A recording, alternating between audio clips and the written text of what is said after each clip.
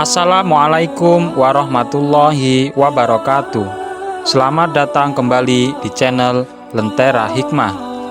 Sahabat hikmah yang dirahmati Allah Subhanahu wa Ta'ala, setiap manusia yang meninggal akan terputus amalnya kecuali 3 perkara, yakni sedekah jariah, ilmu yang bermanfaat, dan anak soleh yang mendoakannya. Hal ini sesuai dengan hadis Rasulullah Shallallahu Alaihi Wasallam yang diriwayatkan oleh Abu Hurairah radhiyallahu anhu. Apabila manusia meninggal, amalnya akan terputus kecuali 3 hal, yaitu sedekah jariah, ilmu yang bermanfaat, dan anak soleh yang mendoakannya. Ketika seseorang gemar bersedekah dan selama hartanya yang disedekahkan masih dimanfaatkan untuk ketaatan, maka pahala jariah dari sedekah tersebut akan terus mengalir meskipun ia telah meninggal dunia. Di samping ada pahala jariah, dalam Islam juga ada dosa yang sifatnya sama, dosa yang tetap terus mengalir sekalipun orangnya telah meninggal. Dalam Al-Quran surat Yasin ayat 12 Allah berfirman, "Sesungguhnya kami menghidupkan orang-orang mati, dan kami menuliskan apa yang telah mereka kerjakan, dan bekas-bekas yang mereka tinggalkan. Dan di segala sesuatu kami kumpulkan dalam kitab induk yang nyata." Al-Quran surat Yasin ayat 12.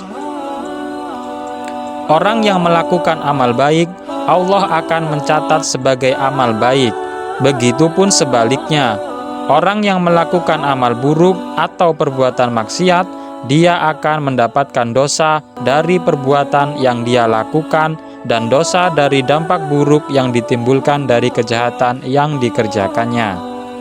Mengingat betapa bahayanya dosa jariah ini, Rasulullah Shallallahu Alaihi Wasallam mengingatkan umatnya agar berhati-hati, jangan sampai dia terjebak melakukan dosa ini. Dan inilah sumber dosa jariah yang telah diperingatkan Rasulullah Shallallahu Alaihi Wasallam. Pertama, mempelopori perbuatan maksiat. Dari Jarir bin Abdillah radhiyallahu anhu, Rasulullah Shallallahu Alaihi Wasallam bersabda, "Siapa yang mempelopori satu kebiasaan yang buruk dalam Islam, maka dia mendapatkan dosa keburukan itu, dan dosa setiap orang yang melakukan keburukan itu karena ulahnya, tanpa dikurangi sedikit pun dosa mereka." Hadis riwayat Muslim. Orang ini tidak mengajak lingkungan sekitarnya untuk melakukan maksiat yang sama. Orang ini juga tidak memotivasi orang lain untuk melakukan perbuatan dosa seperti yang dia lakukan. Namun, orang ini melakukan maksiat itu di hadapan orang banyak, sehingga ada yang menirunya atau menyebarkannya.